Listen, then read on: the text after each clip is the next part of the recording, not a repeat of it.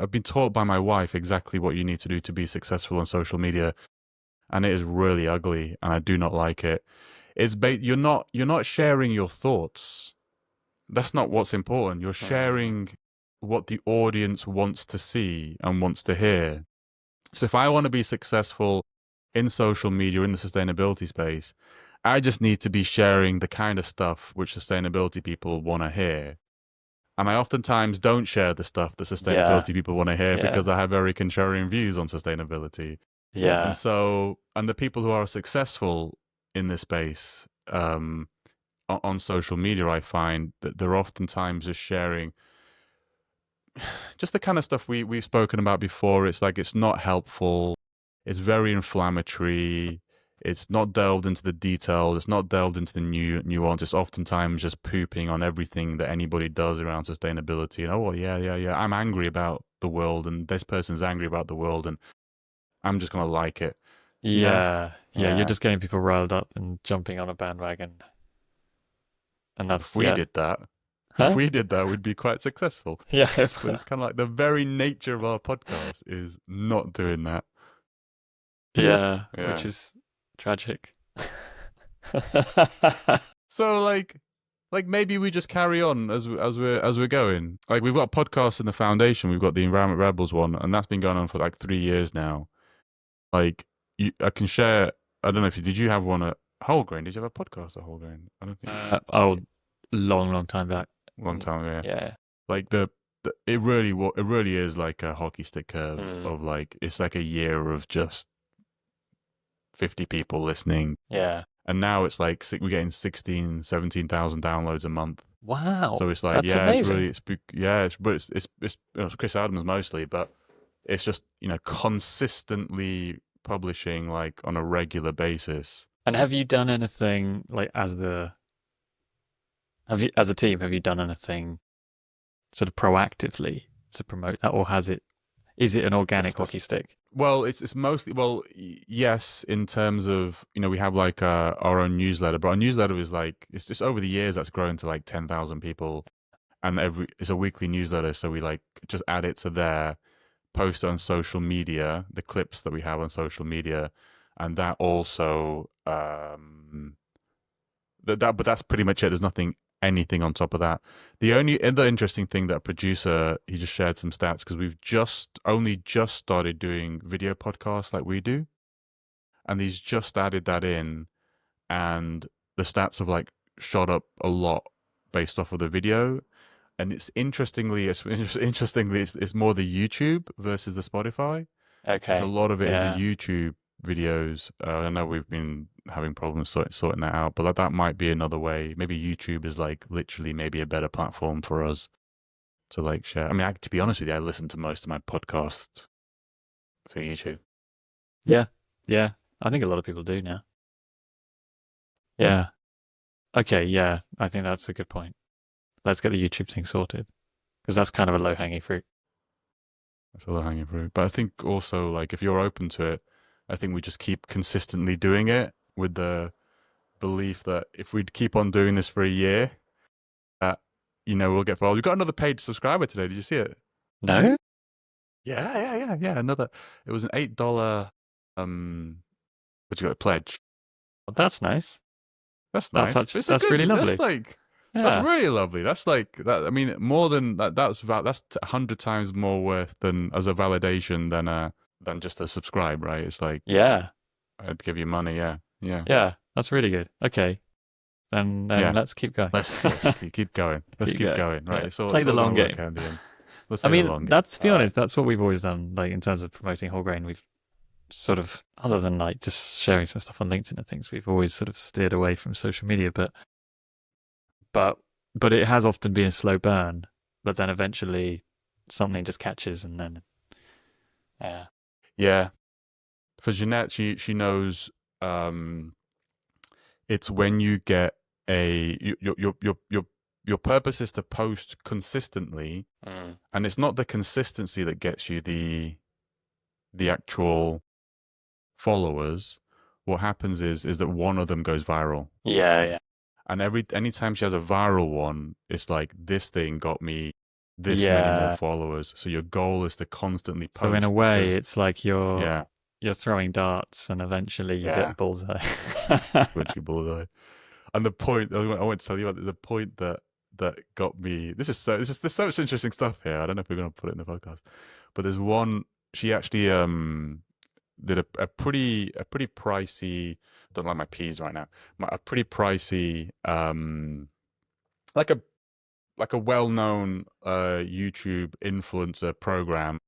She kind of or just a general like influencer program she joined, and they a lot of coaching for how to get better at Instagram and TikTok and things like Okay. that.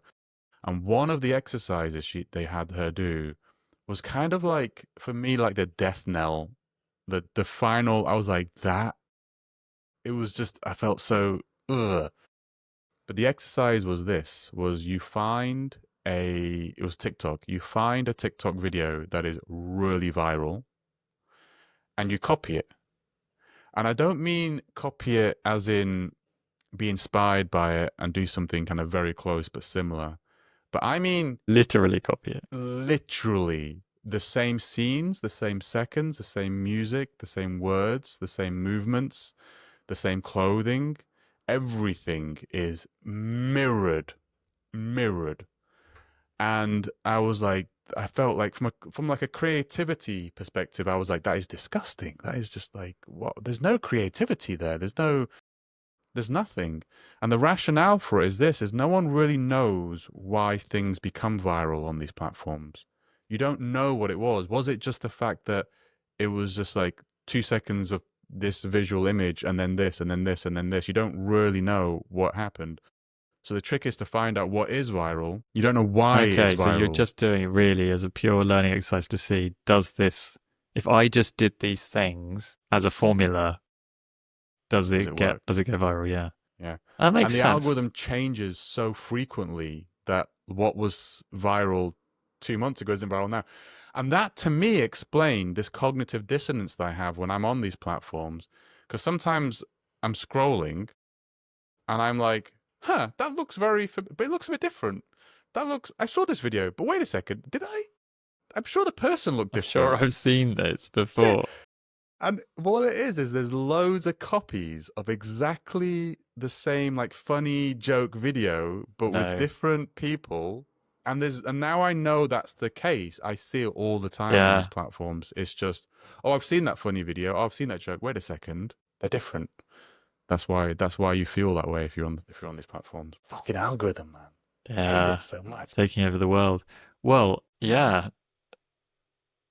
Maybe that's an interesting place to dive in terms of Well, I feel I have taken us on a tangent because I did actually really want to ask you Go on then, go on. about you because you went on the psychedelic conference. I did. Yeah. Yeah, Breaking yeah. I Convention actually want to dive into that. Exeter Yeah, breaking University. convention. Yeah. It was I'd good. rather dive into that. Yeah. Fuck the algorithm. Let's dive into that. psychedelics. Yeah. Yeah. Okay.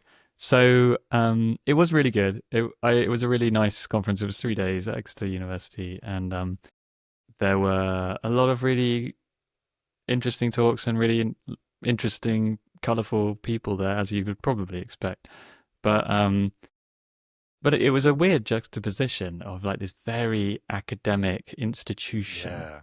where you Yeah. are, and then it being a psychedelic conference and the type of things people are talking about and the type of people that are there. It's like this tension of two worlds that sort of I was like really feeling, and but in a good Were way. there like different camps? Were there Not camps? really. No, Were it there was like very cliques of people? unified. It was like everyone. Really? It was a lot of it just as you'd expect. It was just everybody kind of had a good vibe. They were, big hearts open kind of thing. It was not like a normal academic conference. And I was, to be honest, I'm very impressed that Exeter University hosted it. And I think it's not the first time they've hosted it. And they've got like a master's in psychedelics you could do now and stuff. It's quite Really? yeah, it's like a 1-year master's you can do. Yeah. So they're quite bold. They're quite confident, which I'm impressed by. And to be honest, there was a lot of interesting stuff going on. I was hoping that there was going to be some like interesting presentations of research into things like empathy and nature connection and things like this. And to be honest, there weren't really, and that's sort of what I was hoping for. But there were a lot of really, really interesting things about sort of like that I wasn't familiar with, stuff to do with psychedelics in Africa, for example, and Iboga, which is like a Ibogaine. Yeah, similar yeah, to sort of yeah. similar. That's brutal of it. Yeah, Yeah, yeah, um, it's sort of a vine like ayahuasca, different chemical, but yeah. grows in a similar way. You can And like die, a and lot of the people die. petroglyphs. Yeah, Really interesting, petroglyphs. really interesting. But I mean, What's I knew about petroglyphs? some of these already because Yeah. I'd come across them researching other things. But there's amazing mushroom petroglyphs in like all over Africa, and What's a of petroglyph? like people like So what's a petroglyphs, as in like petroglyph? stone paintings on rocks, rock paintings, or rock carvings, and and then like these characters with mushroom heads and characters with like mushrooms growing out of their bodies. And it's like, I mean, it's pretty blatant, Yeah, what they're trying to say. yeah, yeah, I mean, yeah. well, I like no, there were a mushrooms. few Yeah. that had, there's debate, like, oh, are these mushrooms? And you look at them, you're like, yeah, they're mushrooms. But obviously, What else would they be? Like well, just but you know what I mean? Like, the conventional world of academia wouldn't really want to talk about what they might really represent. So, but some of them, I mean, like some of them, like the mushroom heads had like spots on them, like fly agaric mushrooms. So it was like, yeah, that's definitely a mushroom. Um, and also, I was interested to find out that the oldest living species of what's supposed to be like the oldest found ancestor of magic mushrooms that you find in Europe and America and most of the world, in fact, um, is a type of magic mushroom found in southern Africa. So it's like there's this sort of ancestry that like humans, you know, that we sort of spread out from Africa. So have the psilocybin mushrooms, which is really, really interesting. Um, and then this wasn't a talk, but one of my favorite things was this stall because they had like a marketplace where people were selling like like they art, had a proper conference like with a it. proper conference. Yeah, You can sponsor a stall. Yeah, yeah, yeah, yeah, exactly. Except that yeah. they're not the normal things you have at a conference. It's all people selling like mushroom related things and it's like supplements and sort of artworks and books and things like that. And there's this print shop in Wales that had all these amazing. I love like print, like screen printing and line printing and things. They had these little zines and that are really beautifully printed. This one on animism. There was a lot of talk about animism at the conference. Right. And then this one about Wyrd. And this was Sorry, I'm not fascinating. quite sure what so So that's this is a little zine. So like a if I you can see it's like a little magazine. zine, like a magazine, Yeah, right? but it's like if I unfold it, it's got like Oh, artwork inside it and stuff. oh wow, And then it's got basically it's like a 6-page kind of mini book about right. Wyrd. And About weird. what is Wyrd, you say? What And is weird? right? Yeah. And this kind of blew my mind. So the word Wyrd, Wyrd, is the origin of the word that weird, Yeah. Weird. As in you are weird. You are weird, and Yeah. it's like a ancient pagan word. And apparently, like the oldest reference to it is in some book that's in the British Library. That's like 1,000 years old, some pagan text Mm. that talks about the web of weird. And the web of weird is it's the matrix of fate. And What? The Matrix of Fate. and the Go on, keep on idea of going. the web Yeah. of weird is that Yeah. everything in existence is a node on a connected web, like a spider's. Right. Like imagine a spider's web, and Like everything is a you are node. a node, and I am a node, and this water bottle's a node, and this Everything's a screen's a node. node, but then there's Yeah. also like subnodes. So you're a node, but Yeah. then within we talked before about like Yeah. gut bacteria Bacteria and in my so on. shit is a node. So Yeah. so Yeah. you'll be like a big node, and within you there'll be small nodes, but everything's connected, and it's one. The point is, it's one web that's the entire universe. And if you poke something in the web, the whole web ripples because there's like a spider's web. It's all connected with tension. And the idea is that within the web of Wyrd, each node has limited degrees of freedom. So it can move. You can sort of jiggle up and down in the web, and that's free will, and that's your life. And when you jiggle up and down, everything ripples around you, and that's like how you create your life, and you have an effect on things. And how like other people's free will is going to impact on your capacity so they to jiggle do up and things as down, well, yeah. and then the ripples kind of hit you in the web. But the ripples hitting you is fate. So it's like free will. It's like I can jiggle up and down, and fate is all of the ripples that are coming from everything else in the entire universe, and including thoughts, which I thought was really interesting. So the idea is that in the web of Wyrd, it's not a material web; it's a cosmic web. Yeah. So thoughts are like they're all. Every thought is like thoughts are a thing in the web. So as you're well, I don't know if they're like I don't know if a thought is an individual thing in the web, or whether the thought is just a part of your node. Like a vibration. That's like just the vibration that you're making in the web. So but I just thought it's really interesting how that's like a 1,000-year-old pagan idea that now that is the origin of this word Wyrd, which is kind of like all this like kind of stuff we're talking about. So how did it get from your Wyrd?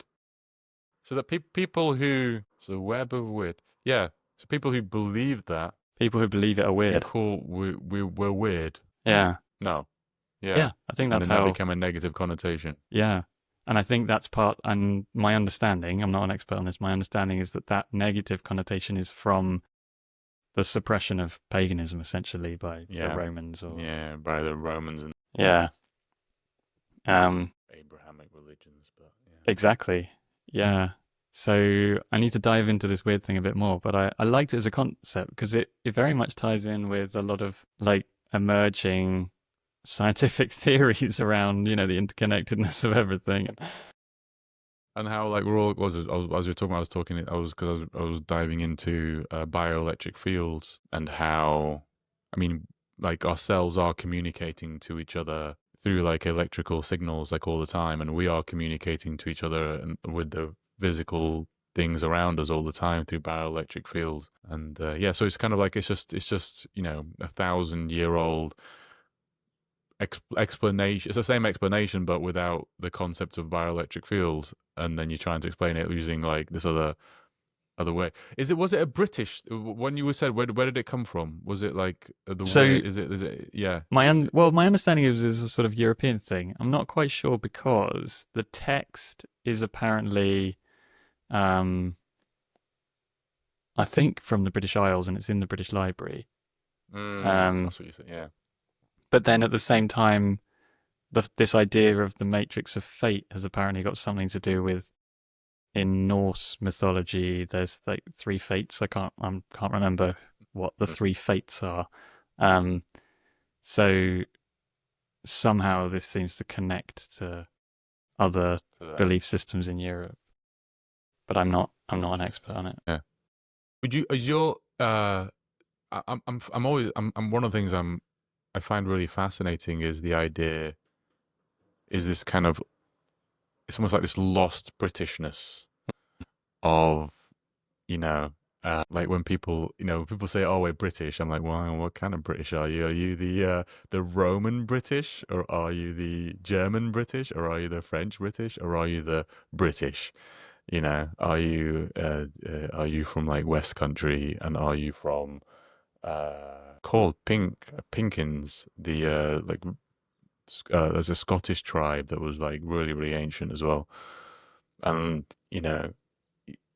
there is this kind of essential, like, Welsh is probably, if you're in Wales, you probably still got a lot of it. If you're in Ireland, you got a lot of it. But there is this kind of like true, like, British, like the myths, the legends, dragons, fairies, all this other stuff comes from, this pagan culture which existed here a long, long time ago. Who were they? What were they like? What did they believe in? What was their belief systems? How did they think the world worked. Yeah, I mean, I got into something about talking about Tartaria, and I mean, this is I don't want to go down that rabbit hole too far because I don't know much about it, but there's this sort of supposedly lost civilization of Tartaria that people think doesn't exist, and there's all these conspiracy theories around it, and there's an idea that actually the people that are called the Tartarians were actually from essentially Ireland and the British Isles, who had a lot of kind of like really deep ancient knowledge, and they moved east into Europe and took it with them, and then they were sort of overthrown, and they disappeared, and they were written out of history, and that might be completely made up. So I'm not claiming that this is a historical thing, but it is interesting. It is interesting that if you mention Tartaria to anybody, most people, unless they're like down conspiracy rabbit holes, they look at you blank. I don't know what you're talking about. And yet, if you look at an old map, like Venita and I went to a museum in Bologna a couple of years ago, and they had all these old globes from the 1600s, and they've all got Tartaria on them. And it's like this huge, vast area that like goes all across Russia and like northern China. Like it is like, I mean, if just geographically in terms of scale, you'd look at that and say, "Oh, that's like an empire." So I'm sure there's a perfectly rational explanation, but it is strange that we get taught history at school, and you've got all these ideas, and there's this big area that like no one talks about. But it's like the same thing. It's like Wyrd is now, or I don't know if it's a negative, but for probably a long time it was a negative connotation you applied to people, but actually it was intentionally used as a negative connotation to what's the word, to oppress this like natural population. You've got it's like kind of the narrative of what we're told today is this story that's been told by, I suppose history is a story of it's by the very nature, history is a story that's told by oppressors, Yeah, right? yeah, Because the yeah, yeah, losers don't yeah. get the chance to tell. By definition, if you're learning about something, it's probably because the oppressor wrote it. Um, I'm sure historians will be like, no, there's plenty of this. But at the same time, I mean, come on. I mean, even look at today, the stories that we're being told. It's not, they're Well, not the yeah, that's stories it. of the, oppressed. The stories of the oppressors. Yeah, and so little stuff. I mean, nowadays there's so much information about everything. Admittedly, digital mostly, not hard, Yeah. but if you don't have to go very far back in history before most things were not written down.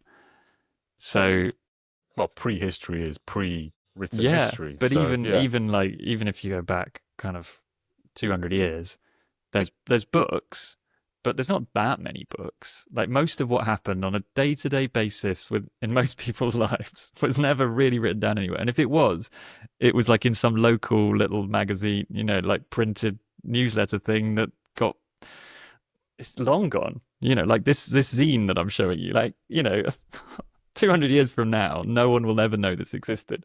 yeah, yeah. It's one of the things that really like annoys me about we've always got everybody's always really excited about period dramas and Darcy and all that other stuff, and like all of these stories about days before are always coached through the lens of, I'm telling you the story of the most successful aristocrats. No stories of just what it was like to just be a normal human being. Yeah, There's very few. I mean, occasionally I see some of them that come up on like TV, and there are. I'm not saying there's zero, and I find those to be the most fascinating. I don't really care too much about what a king and the dramas of a king and a queen and a prince and a princess, and yeah. like I don't care. It's not But important. that's the thing, that, like, But that like, those people yeah, had the opportunity to have things documented and have those documents stored in secure official places that then end up in the history books. Whereas the people who lived in the slums, they were just trying to get by, and there's not that much written about them.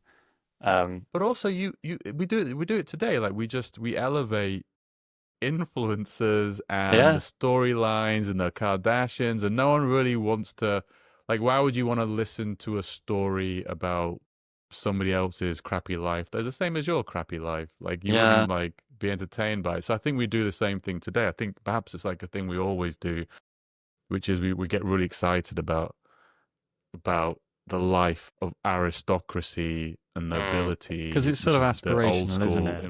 influences. Oh yeah, it is aspirational, isn't it? Sort Yeah. of, because the alternative is you watch EastEnders, and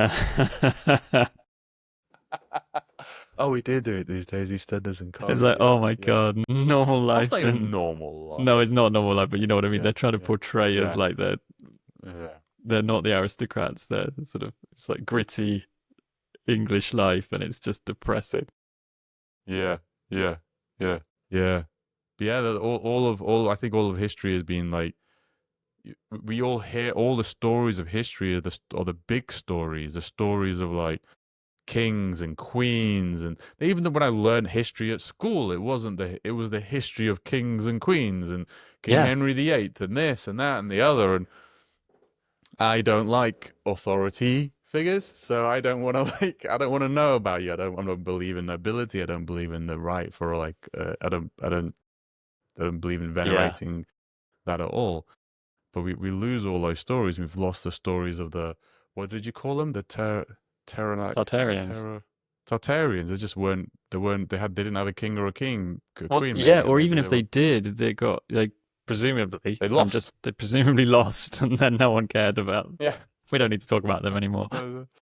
Um, Yeah. Yeah. yeah, and Yeah. just on like a smaller scale, sort of going back to what you're saying about normal people, the stuff that's really useful to us day to day in history is probably going to be like in all that knowledge of like herbal medicine and local foods, and the how to understand the landscape where we live, and that kind of, I don't know, that the stuff that people actually really use to get to live their lives, and we don't get taught any of that in history.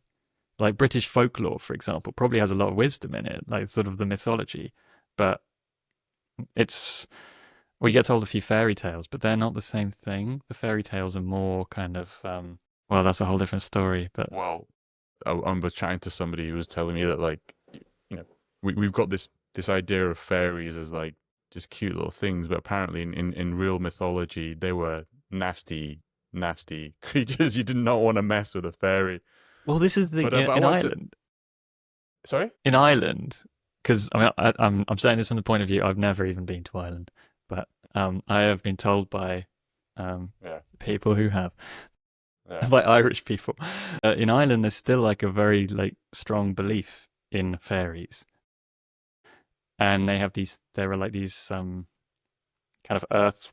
I don't know what you call them. Sort of like there are places on farms where there are like formations in the ground Right. Okay. that are ancient, and some of them are called fairy circles. There's probably a proper ancient name for that, but these fairy circles, apparently it's a thing that like you just don't touch them. Like farmers will just plow the fields around them. And I don't know where it is, somewhere in Ireland, like when they built their first motorway in Ireland, they routed the motorway around fairy circles because the belief is so strong. Like, do not touch these things, because if you destroy these fairy circles, those fairies, they're going to come and get you. Like, Oh God, yeah, yeah. That's a lost ancient now. Yeah. yeah. Well, I was also remembering. It, have you heard of the concept of the first sleep and the second sleep? I keep on asking you a question instead of just telling you the thing, and now it's like I'm quizzing you all the time, and I just as though No, I love it. this I'm is so learning new things. fascinating. Learning new things. So fascinating. It's like it's this information that was so mundane. No one bothered writing it down. It was not in any of the stories of the kings and the queens, because why would you write about mundane aspects of life? And this researcher basically got some clues from some books that we used to sleep differently. We used to sleep differently to what we do today. And eventually, through a lot of research, because it was just never bothered. Like, how many times have you written a book today where someone describes how people sleep in 2025? It's just, you don't bother. And so what it turns out is that where we used to sleep, we used to have a first sleep and a second sleep. So it used to be quite common for people to, because you didn't have lights. So when the sun goes down, you just go to sleep. But then over winter, especially, it's like 12, 13, 14 hours of darkness. You don't need that much sleep. So what happened was people would get up probably around midnight. So there'd be a first sleep. And then you'd be quite active. So like the village would be quite active and chatty from like midnight to 2 in the morning, 2, 3, and then they go for a second sleep. And then they found out that's actually like, there were even like, the doctors were saying like, oh, if you want to have a baby, you better copulate during the in between the first and the second sleep. And that's when people would have conversations and chats, and maybe that's where you tell stories of fairies. It's dark outside. So but just the fact is there's just this thing that was so ubiquitous and so common, and everybody did it, that nobody bothered to write it down, because why would you? And we lost that knowledge completely. And what Yeah. else have we lost? That's how easy it is to lose information. Yeah. That's how easy it is to lose vast, obvious bits of information. Remembering, I want to dive into the pyramids for a second. Yeah. Because, like no one really knows how those were made, because no one bothered to, I think no one bothered to, like, there's no, like, meaningful hieroglyphs. And the hieroglyphs came later, I think, anyway. But there's no information about how it was built, perhaps because it was, like, so obvious how you do it. 'Cause that's how everybody does it. I mean, Yeah, the we didn't knowledge bother writing it is down because embedded in the society. better in the society. Yeah. Or maybe And even so some these of it days was we have written these down, but on, paper. papyri or whatever that's Yeah, biodegraded thousands of years ago. yeah. There's no, hieroglyphs inside the pyramids. Yeah, I know. That's crazy, right? It is So crazy. yeah, which just that's why the hieroglyphs have got nothing to do with the pyramids. Because if you were building the pyramids, you'd put hieroglyphs inside them, because you put hieroglyphs on bloody everything else. Well, if you think about how we build like something really mundane, like a warehouse, right? Something super mundane. It's just like sheet metal box. If you go in that warehouse, there will be like a fire escape sign, and there'll be some sort of I don't know. There will be sort of like safety signs and things like hazard here. Like there'll be a bunch of signs that you would have put up inside that place to mean something, and that's in the most mundane scenario. And then you build this giant pyramid, and there's just nothing written inside it at all. It's really strange. Nothing in it. Yeah. Yeah. Did you know I dove into the it's fully debunked in my head now, but like there's that researcher, the 3 researchers who proposed that there's massive underground I had a structures. look at that. Yeah. I had a look at that as well. Yeah. I was really excited. I wanted them I wanted it to be true. But then when I looked at it, I was like, oh, I think this is nonsense. Yeah, apparently lizards were mentioned a few times in the presentation, and not to say that I think lizards are not. It doesn't inherently rule it out, but like, it doesn't inherently rule it out, but it goes down. It doesn't rule it out at all, but it sets the tone for the quality of the. Sadly, yeah. Sadly, but it is just I mean, the pyramids are just so fascinating. Such a. Just it's just the evidence, the desperation of the scientific community, or the I forgot what you call it, people who study ancient Egypt, but the community, like the desperation, or Egyptologists, the desperation to find mechanisms of how it was developed that absolutely under no circumstances allow for any ingenuity in ancient people. Just I would even say ingenuity, like any ingenuity. It's like for 2,000 years you just bashed a stone against a stone, and that's how they built it. I'm like, do you know what? If I did that for like a month, I'd put my hand up and go, do you know what, mate? I think I got a slightly better solution. Maybe let's iterate on this Yeah, for a right. thousand. But for like no, they did that for 1,000 years. I said not a single improvement for 1,000 years. No, I find it Yeah, whole. Yeah, I find that yeah. whole thing ridiculous. Did I tell you that we went to the Kailash temple in India earlier this year? Which So one? What's the Kailash the temple? Is that Kailash temple is, like I the think it should smooth be one? one of the great wonders of the world. Yeah. And yet seemingly almost nobody's heard of it, which is kind of crazy in itself. But there's this area in India, it's like a few hundred kilometers inland from Mumbai, where there's all these caves and that are carved into basalt rock, and they're perfect. They're like, if you imagine like a perfect, beautiful church, like an English church, and there's all these, and they're like got these beautiful Buddhas inside, and they're just carved out of the rock. But then, but then the I don't know what you call it, like the pièce de résistance of this area that has like thousands of these caves carved into the cliffs is the Kailash temple, and it's this vast building that the others are like they're man-made caves, but they're carved into cliffs. This is like a freestanding temple, like a cathedral or a big, really big But church. not carved out of But a cliff. it's Carved out of carved a into a yeah mountain, so it's yeah solid yeah basalt rock, and yeah. they've just done it in one piece, and it's the scale of it is just incomprehensible, and you think, and nobody knows how it's done. And we actually hired an local archaeologist as a guide to take us around all these places, and he was really good.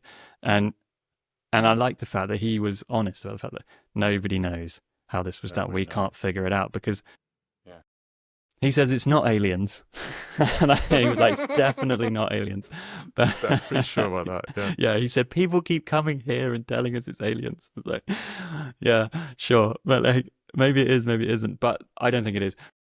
For the reason is that there are places where you can see chisel marks, and but the thing that I feel about it is that The chisel there's mark's got to come later, though. It could be right, and just there's because of also chisel marks. Yeah. there's different aspects of it. You've got the structure, and then you've got like the detail, kind of in what do you call them, sort of the decorative carvings, sort of on the surface. And even if there's even if people did chisel some of the like little fine details and things into the edge, you're not gonna the most people believe that they chisel out the whole thing, and it's like nah, they've got to have had a method. And the Yeah. archaeologist we went with, one of the things that was really interesting that he said was that it's not just that they had to have a method to be able to do this at scale, to like remove this vast amount of like hard volcanic rock, but they had to know that it's solid rock all the way through for this huge thing that they're making. Because in some of the other caves that they've made, which are like little kind of chapel type things, some of them have these weird imperfections where there's like a bubble because it's volcanic rock. There's like a bubble inside the rock, and then there's just like a bit of the chapel missing because there's no rock to carve into. When they went all the way in, and they're like, oh damn, like there's a big bubble A in this lot of one that's hard like work. 2 meters in diameter, and it's ruined our entire project. But this Kailash temple, there are no bubbles. Like the whole thing, they've gone in and it's perfect. And he said to do a project of this scale, they must have known. But how did they know? Like today, we'd use some sort of And like it's not ground like they were radar. lucky, because if they were lucky, there would be lots of unfinished Kailash temple. Because Exactly. you'd Yeah, have to yeah, be yeah. lucky on your very first go to like Yeah, exactly pick the that. perfect piece of Exactly rock. that. And there are these unfinished. There are lots of little unfinished caves and they like small, really small scale. But the actual big temple itself, it's a one-hit thing. You can't make a mistake, and they did it. They pulled it off. So it's a big mystery. Is that the region? I think I've seen. I can't remember. Is that the region where the caves, or there are some like the really smooth walls. If I said smooth walls, is that the one that's no? I mean, you're not reacting, so you know. There are Mm. these like man-made caves inside India where they're perfect, Yeah, yeah, yeah, perfect, but the walls are smooth, and they take the those devices that can see like how smooth is this surface, and it is modern era, perfectly smooth, exactly symmetrical, and you did that by bashing a rock on a rock yeah, or yeah. like rubbing sand with your hand. I Well, mean, this it's just is not it. impossible to do. It's just not, yeah. Yeah. I don't know if And it's the same so, place, but there are like you can yeah, see in these caves that there are different kind of grades of quality. That some of them are kind of rough, sort of more like well, they're just sort of a bit rough, and then there's well, others that are really, really crisp yeah, and perfect. yeah. Um, and the other thing that's interesting in that is that some of them even have some of them are even rendered and have paintings on them, like they're plastered and they've got paintings on them. And well, regardless of the paintings, how did they see what they were doing? Because when you go into some of these things, like the small ones, even the small ones, you go in and there's no light and it's really dark in there. Yeah. And you can hardly When did you have a see what you. torch? Like a, Yeah, what, exactly. Yeah, yeah, you'd yeah. use your phone torch to kind of look around. Well, but they would have But like the old school Raiders of the Lost Ark torches, wouldn't they? well, Or yeah, you'd think so. But then these ones that have been rendered and have paintings, including on the ceiling, this soot archaeologist was marks. explaining to us. He said there's no signs of like soot that would have been there if they were burning candles to see, and they're like really fine. Like today, we'd be like, "Oh, that's a good painting. Like, it really got the detail." But you did it in a pitch dark cave, and so there's all these theories Yeah, around of how they did it, and of course they did it, so they had a way. But it's just a yeah. fascinating thing to try and So a light source that was not yeah, polluting in that way. to Yeah. accept that they had this ingenuity that you're saying about the Egypt and just the concept of people in the past. That I think we have this problem that we think history is linear, and people in the past get progressively more primitive as you go back, and that we're the peak of everything. But then, like you go to this place where the Kailash temple is in India, um, the archaeologist was saying, credit to him, this looks like there was a pretty advanced civilization, not advanced like us, but pretty advanced civilization by historical standards, like 2,500 years ago, and then it disappeared. And then the people who came after were less sophisticated. And then it gradually built back up again. But we don't know who these people were or what it was. Well, So isn't the term? There's a term for it. I forgot. It's not volunteer. It's like when a civilization comes along an artifact, and then uh, everybody assumes that civilization created the artifact, but yeah, they were. It's not the word volunteer. I've forgotten the term now, but they just landed there, and they assume it. And the same thing goes with Egypt. Like they think that the Egyptian Empire and the pharaohs created all that material.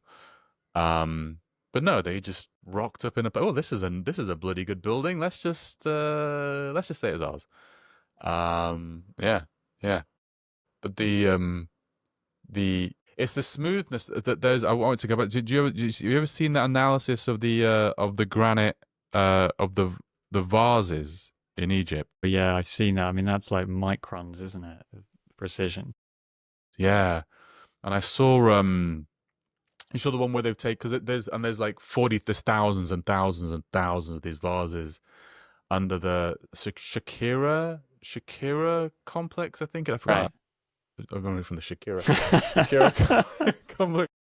And like I've seen videos of people going inside, and there's so many vases. They're just scattered around. These like unbelievably, they're just broken all over the place. They just stack them up one on top. There's 40,000 of them, and like they are so unbelievably precise that it would be even today it would be a challenge to Mm, really try and make one of these yeah. vases. Um, and there's a channel. I think there's a channel called Scientists Against Myths. Okay. Scientists Against Myths. Have you seen those guys? No. I think they're Russian. And they really hate they'd hate this podcast. They'd be like, oh, these guys are idiots. But they spend their time trying to like prove that, you know, you of course they would have been able to like build this stuff, and they spend they spend ages like proving that you can create like really intricate like vases and stuff by bashing a harder rock on a softer rock.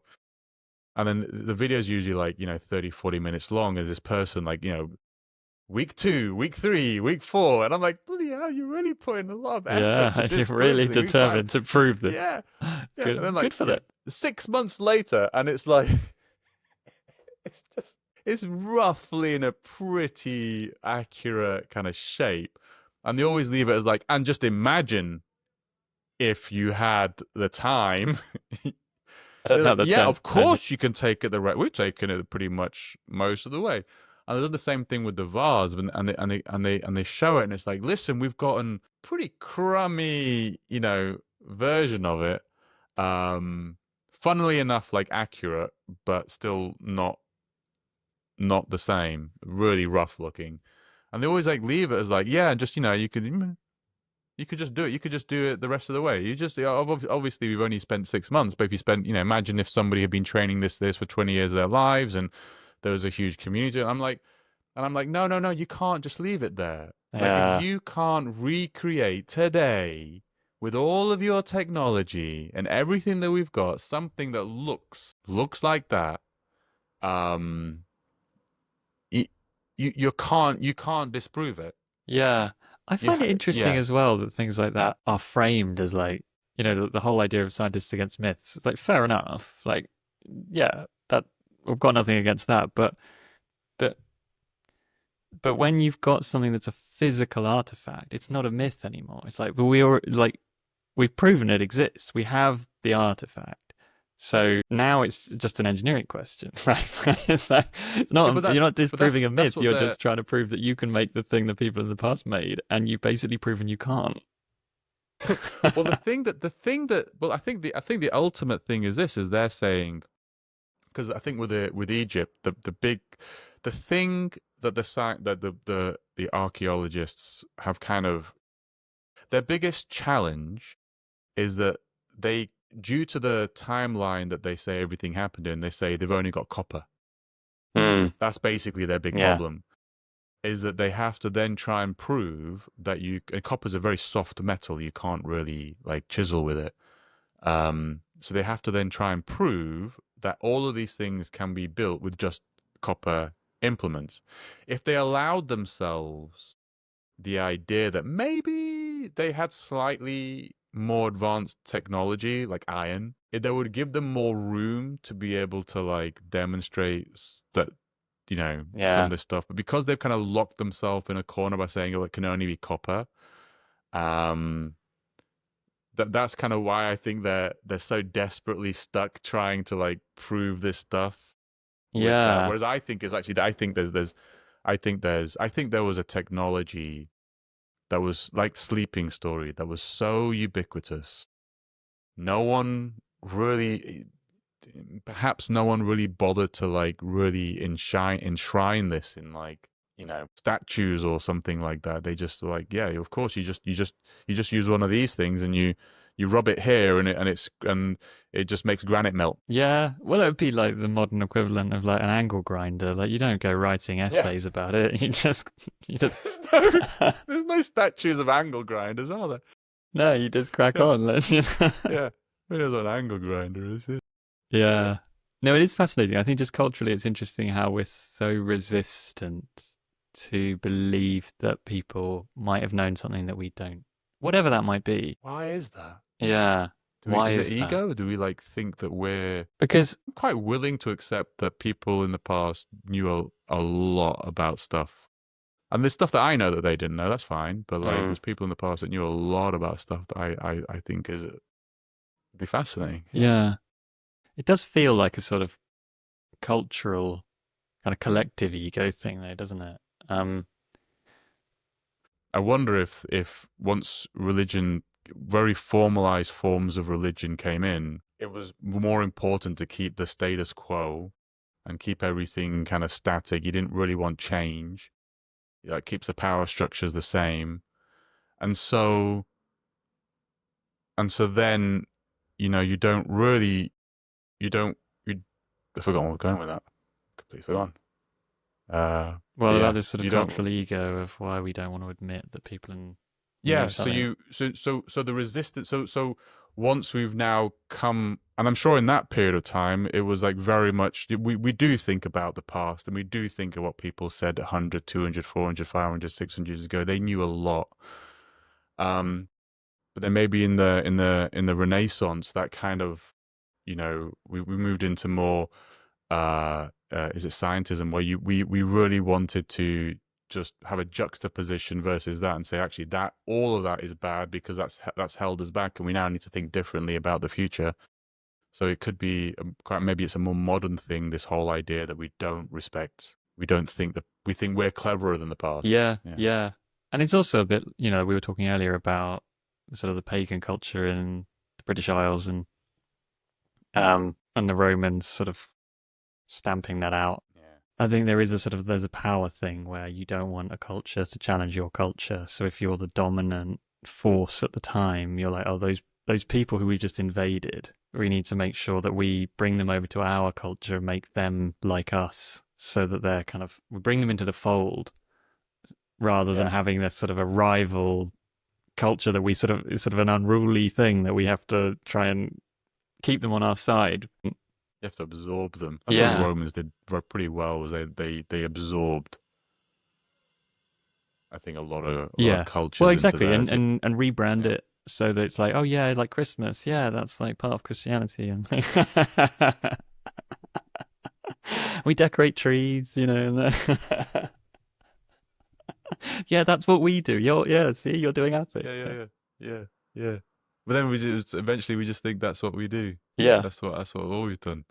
Exactly. Yeah. So I wonder if there's just it's also partly historically the people who did know how the Kailash temple was built or the pyramids were built, for example. Maybe at some point they were overthrown and their culture was intentionally suppressed in order to kind of bring them into whatever the dominant force of the time was. And with that, this knowledge just got lost, or it got tweaked to bring it into the new culture, but then it was morphed in a way where we don't really understand, like we can't really connect the dots anymore because it's it doesn't appear in a literal form. It's a bit like the Bible has so much hidden messaging in it. What do you mean? There's so much esoteric information in there. Really? But you wouldn't know it. If you read it, you'd be like, what's this about? Well, a lot of people who read it don't think, what's this about? That's my reaction. But like the Book of Revelation, for example, there's all this stuff in there which people for example, in the Enlightenment period, they knew what it was saying, which was that it's symbolic messaging that's talking about things like within the body and like the Kundalini energy and these sorts of things. And it's in there, but it's coded into these stories that sound like they're talking about something else. Yeah. And there's loads of stuff like that. And I wonder if similarly, in all ancient cultures, there's things like that where the people who were the losers sort of managed to weave in some of their past knowledge into the stories that were told after, but it's done in a way that was kind of covert. And so now, thousands or hundreds of years later, we look at it and we just look at the surface and we don't really understand that there's these like kind of hidden layers. Well, I think also, I remember, was forgotten that I've got. Oh God, I've read his book. Can't remember. I'm blanking on his name again. The ancient Greek scholar, and he was talking about Amon. Amon. Hill. Yeah, him. Maybe Very it is interesting Amon character. Hill. Hill, yeah, it is Amon Hill. Yeah. Yeah. It says that ancient Greek was a very rich language, and Hebrew was a very narrow. Ancient Hebrew was a very narrow language. So when you had to translate these like really complex ancient Greek terms that had so much nuance and meaning, and you turned it into a word in Hebrew, there's only a word for like hot or cold. Oh, it's hot. Instead of like this really nuanced statement, and then all that meaning is kind of lost by reducing the parameter space of like of what your options are for how to explain, then that gets translated into Latin, and then meaning gets lost, and then it comes out the other side, and then you're like, oh, okay. Yeah. It's like when you keep resaving the same file and you're like losing detail, like it's getting grainier and grainier every time. You're zipping it, aren't you? You're like constantly like zipping and well, no, it's not even zipping, is it? It's lossy compression algorithm. Yeah, exactly. So let's bring it to tech. Yeah, bring it to tech. Do you know I had like, I don't know if we want to do a flip. Should we do a flip? I don't know. I had this story I wanted to tell you. Go on. It was quite funny, actually. I don't know. I thought it was quite funny, and I don't know what we're going to talk about as a result of it. But it's just a funny thing that happened to me, and it's more modern. We just went from we're gonna do the same as last podcast. We're gonna flip the right. I was driving my car. I own a Tesla, and I was driving just up the road, and I turned to come into here, to just literally just into my driveway, just a few meters into my driveway, and I had my window open, and someone shouted "Heil Hitler!" Interesting. at me. And I was like, I went, hang on, what? Wait a second. And she was a older white lady. I was like, hang on 1 second. I opened the window and I went, excuse me, Heil Hitler. And she goes, go back to Heil Hitler. I went, excuse me, go back to Heil Hitler. And at this point, you've got to like, this is like 5 seconds into this confrontation. I've heard go back to, which is, maybe a term that I've heard in my youth, go back to. And I've heard the word Heil Hitler. Which so is I'm ironic. Like, I know what's going on here. She's putting those two things together. And she's shouting at the top of her lungs over there. Then I was like, excuse me, go back to Heil Hitler. She goes, go back to Tesla, Heil Hitler. And I went, what? She goes, take your Tesla back to the owner, Heil Hitler. And I was like, what is just going on? So in this like 15 seconds, I figured out what's going on. Is I drive a Tesla, and driving a Tesla is the worst thing in the world, and the owner of a Tesla is apparently Hitler. And from this confrontation, which is like 20 seconds in total, I've gone from thinking she's a neo-Nazi to which is like, that's what I meant by it's ironic. It's like she's sending the wrong signals here. I was like, maybe you should. Then afterwards, I thought, I was like, why did she say Heil? And I think afterwards I realized, I think she thinks Heil is his first name. I think it's Heil's first name. But it was like, it was like a flip, and I'm really flipping this one. But it was such an interesting interaction because it used to be good owning a Tesla. Yeah, I know. This is interesting because I had a message. I also own a Tesla. And I didn't know you were a fascist. Neither did most of my friends until recently. Yeah, Benita and I had a message from a friend. I don't know, must have been a couple of months ago. A really nice message, but just saying like, "Oh, are you guys going to sell your Tesla now?" And I hadn't even come across any of this stuff at the time, and I listened to this message. I was like, what's he talking about? And of course now I've caught on, and I met somebody else recently at a party who I hadn't seen for quite a few years, and when I met him there a few weeks ago, I was like, well, when did we last see each other? And he's like, oh, last time we saw you, you'd literally got your Tesla that day, and we were all excited, and we were like, kind of geeking out over it, and then he sort of looked at me with these eyes like, oh, those were better days. And I just said, yeah, now people just burn them. But it's not that long. It's like, it's like 5-6 years. From people being like, wow, this is amazing. Yeah, it's like really progressive. We're helping with the energy transition. Yeah. We're helping with the energy transition. Yeah. And I find it fascinating, I find it difficult to discuss this in a way where it's not misinterpreted in the current climate.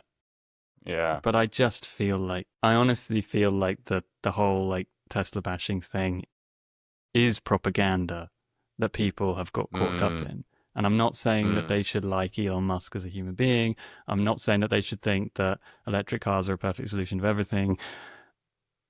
But I think that like it's interesting how people have. I mean, there was some like people. Lots of people didn't really like Elon Musk before, but it was like, okay, but there's what and lots of problems at Tesla, and there's like employee rights and things like that. There's like, okay, there's discussions to be had here, but on the whole, it's like they're pushing for the transition away from like a kind of fossil fuel based economy, and suddenly it's like no, it's like a devil machine, and and you mustn't touch it. Even if you bought one ages ago, like ours is like 10 years old, and you're like, no, you must sell it now and buy a Volkswagen. And it's like, hang on a minute, Volkswagen made cars Wait, for the did Nazis. and then they do a whole did Volkswagen Yeah, make and they like, diesel cars? lied Or in was their that like yeah, emissions and things. And yeah, it's like, look, what are we yeah. arguing over? Well, I also think that like because I'm seeing a lot of narrative around don't buy a Tesla, buy a BYD. A B that what's it called? Book your dreams? No, build your Build dreams. your dreams, yeah. Your build your dreams. Yeah. And I was like, let's just look. Like, there's like this. If you're looking at it from the perspective of like, what is the better consequential decision for you to make, which has a better. If your priority is the environment or something along those lines, well, there's a it's kind of widely reported, and I don't think BYD has any specific targets against them, but there's a lot of issues in China with like Uyghur and slave labor and so a lot of Chinese manufacturers have been challenged. I don't think anybody's been particularly because there's a lot of secrecy around that. Like, are you using Uyghur slave labor in your production? Maybe BYD is part of that. You look at the supply chain. I mean, you said like our EVs have a lot of problems as well with lithium ion batteries and the supply chains of them. Would you believe BYD statements around the ethical sourcing of their lithium batteries, or do you believe Tesla's sourcing of ethical batteries? Is you buying a BYD? I mean, a lot of this. I mean, it's this. Oh, the rare earth and I've seen some. It's disgusting. The some of the supply chains for this are horrific, horrific. And at least Tesla, as an organization, has signed up to a lot of like responsible. I don't know. I don't know whether it's like really has had much efficacy, but at least they've signed up to some initiatives, whereas organizations like BYD and other ones have not. And so like it's just so interesting. Everybody hates Elon and is therefore perhaps making a decision to that actually is worse Yeah. for the environment. Yeah. And I find that to be you can hate Elon as much as you want. It's fun. Just go. I don't like billionaires Yeah. as a rule. And maybe if you listen to the podcast, I barely. So like, but it shouldn't affect your decision making for what's better for the planet. Yeah. I feel like it's not a. Well, firstly, I feel like it's not based on like a rational analysis of what is the best option in terms of like purchasing products and so on. And it's not even a case of purchasing products. Like, people telling you like, just, are you going to sell your car? Like, I don't know what difference that's going to make. Yeah, someone else Or is going to people own a Tesla, shouting or it's kind going of to hate at you. yeah. And the thing I was going to say that I think is more important and more ties in with some of the previous conversations we've had. I really think if we're going to get to a good future, we need to bring humanity together and like Yeah. unite as one in the best, as much as we possibly can, and find harmony. Like we've talked about, kind of flowing towards harmony. And I feel like if you're thinking, I want to make the world a better place, so I'm gonna go and like shout hateful things at people who drive a particular type of car. It doesn't matter if it's a Tesla or a Range Rover or whatever it happens to be, right? It doesn't matter. I just think at the end of the day, what you're doing is you're just spreading hate, you're spreading negativity. Like that's pushing us, it's flowing in the wrong direction. And it doesn't really achieve anything. Like having a nice conversation with somebody and saying, which to be fair, like my friend who sent a voice message, it was a really nice voice message. And it was like, okay, this is interesting. I need to look up what he's talking about. Fair enough. But people who are like getting really riled up about it in a kind of hateful way, I feel like that's not, like, then that's the problem. Like, then you're the problem. If I go back to So that woman, I think that she's okay. I'll be honest. I didn't Yeah. use my indicator. Okay. I still think the response was wildly overreacting for not using an indicator. But anyway, um, but like her, like I think she's a good person, Her right? intentions sound like Her intentions are she's good. got good Like intentions. Yeah. I'm sure that she's like if we consider somebody left, like, given the nature of what she expressed and to the car, she would be typically like a left leaning or whatever that means person, but we can assume there's like a bucket of beliefs that come with that. um why does she what has happened for her to hate a person so much that all of the rational thinking kind of goes away. I don't think it's anything unusual. That's the problem. I don't think that's like an unusual thing. I think what all that is just one manifestation of a thing that happens repeatedly in many different contexts and in many different ways. It's also interestingly a little bit about what we were talking about in the past, is that we paid so much attention onto this like aristocratic class. Who cares? I don't care what kings do, queens do, influencers do. I don't follow CEOs. I don't follow these people. I'm not interested in what they have to say. I just fundamentally I'm not. But just it's like a card. It's like, oh, I hate the Kardashians, and that's the Kardashians' car, so I'm gonna shout at it. Mm. It's like this.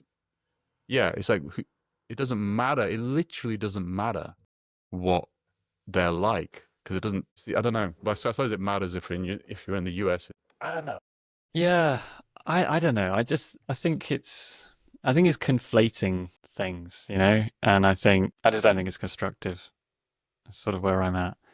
Um, but I do find this whole phenomenon interesting from the point of view that I'm gonna I'm gonna focus on Elon a little bit more than Tesla for a minute.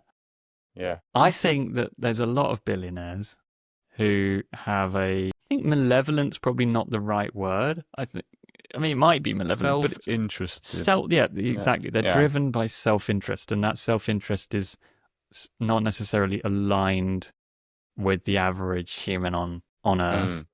Mm. Yeah.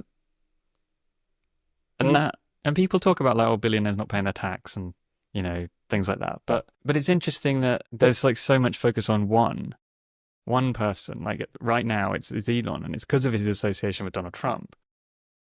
But it's like, but there's always billionaires hanging around presidents. Like there always are, and like you know, all of the tech people, like you know, they hang Mm. around Biden. Now they hang around Trump. Like they might hang around in the background because they might think, oh, there's some PR issues with this, but they're still hanging Yeah. around, right? They're still like Yeah. they're Yeah. floating in that space, and I've always been a believer in the idea of kind of voting with your wallet. That I do think there's to a certain extent, and I know with the flight thing we discussed that like there's a limit to how much difference it makes, but I do think that on a smaller scale, if I buy like organic baked beans instead of normal baked beans, and lots of people do that, then the supermarket gets a signal that they think, oh, we should, you know, Yeah. maybe sell, like, give a bit more shelf space to organic beans, and then, you know, it kind of ripples out, and it's the web of Wyrd again, right? Just a little vibration, right, that just sends a signal out. So I've always believed that that's a kind of a subtle thing that we can do. Um, and so in this context, like if you don't want to buy a Tesla, I totally get it. Don't buy a Tesla. Don't buy one. Absolutely. But then equally, it's like if there's so much anger towards Elon Musk that makes you not want to buy a Tesla, then I would have thought there should be an equal amount of anger towards a lot of the billionaires and all of the things that they're associated with, and that would make you want to like not buy on Amazon and not use Meta products, and you know, like that if you really like if there was a consistency. And I'm not saying that in a judgmental way. I'm not saying I'm consistent. I should just like clarify. Um, but it's just interesting how it's very imbalanced. It's not like, oh, I have a philosophy in life that I think that we should vote with our pounds, and I see all these billionaires doing things, so I try to buy things from smaller local businesses. That's like a kind of a more a joined up philosophy. And I meet people who have that kind of perspective. Whereas this is more like, this character, the media has told me that this character is the devil to the exclusion of all the others, and therefore I need to like rain negativity on people who use those Doesn't help products and himself. so on. And it just feels like I kind of feel like this is a bit of a propaganda exercise. Do you feel? I sometimes feel like the dog whistle pressure to say something bad about Elon. Do you ever feel that? Yeah. If I'm around polite sustainability community, there'll be, the things people say that's like, obviously I hate Elon, and I have to say something which kind of acknowledges that I also hate Elon, and that way we can both feel like we're in the same tribe, and we're in the tribe that hates Elon. And I just don't do it because I don't. I hate all of them. No, I don't hate all of them. I just don't think it's useful. That's what I mean. Yeah, I just don't think it's I don't useful. think it's useful. Yeah, and I also think that it, like they used to call it Trump. They call it Trump derangement syndrome, and I think that's kind of interesting about it. It's like everything that Trump did was just front page news. There was a time he accidentally tweeted something. Do you remember this? Like a series of characters. Do you remember this? No, I don't remember this. It was like a bum tweet. It was like a series of 4 or 5 characters within, it was a big news. Someone had bought the domain. It was like a whole thing for ages. Just like, what does, maybe it meant something. Maybe it's a secret code. Maybe it's this. Yeah, it's some occult message. It was just deranged. Any news was just crazy, and now I feel like it's the same with Elon. It's just it's just this derangement syndrome. And again, it's just not. I don't know. It's just not important. It's not useful. It's not driving you to the right decisions. Yeah. As you said, there are plenty of billionaires. I mean, if I was to rank the most evil billionaires in the world right now, I don't think he'd make the top 100, to be very blunt with you. I think there's agree plenty of people. Particularly you talk about anybody who's in the weapons industry, anybody who's in that whole space has a lot of blood on their hands.